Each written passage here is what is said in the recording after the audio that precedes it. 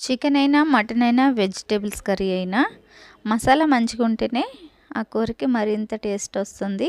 2-3 నెలలైనా మంచిగా వాడుకోవచ్చు ఈ మసాలా అనేది. ఒకసారి చేసుకొని పెట్టేసుకుంటే రండి చూసేద్దాం ఎలాగనో. ఒక ప్యాన్ పెట్టుకుని ఇలాగ డ్రై రోస్ట్ చేసుకోవాలండి ఇవన్నీని.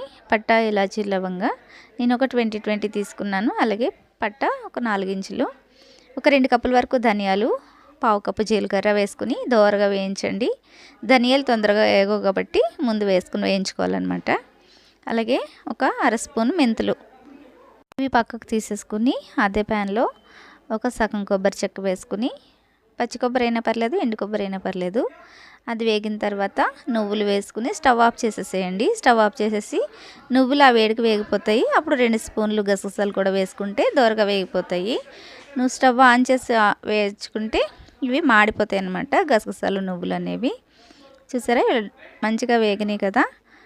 మంచిగా చల్లారిన తర్వాత బాగా మెత్తని పౌడర్లా చేసుకుని, వర్కింగ్ ఉమెన్స్కి టైం ఉండదు కదా, అలాంటప్పుడు ఇలా పౌడర్ చేసుకుని పెట్టుకుంటే ఒక 2-3 నెలల వరకు మంచిగా ఏ కూరలో అయినా వేసేసుకోవచ్చు. ఇగురు కూరల్లో చూసారా మంచిగా పౌడర్ చేసుకోవాలి. చల్లారితే మెత్తని పౌడర్ అవుతుందన్నమాట. కొంచెం నలగాలి ఇంకానే. బాగా నలిగిపోయింది. ఇప్పుడు దీన్ని గసగసాలు నువ్వులు వేయడం వల్ల మన గ్రేవీ మంచి థిక్గా వస్తుంది అనమాట. మంచిగా గాజు సీసాలు వేసుకుంటే మంచిగా ఏ కూరలోకైనా వేసేసుకోవచ్చు. వీడియో నచ్చితే లైక్ చేయండి, షేర్ చేయండి, సబ్స్క్రైబ్ చేయడం మర్చిపోండి.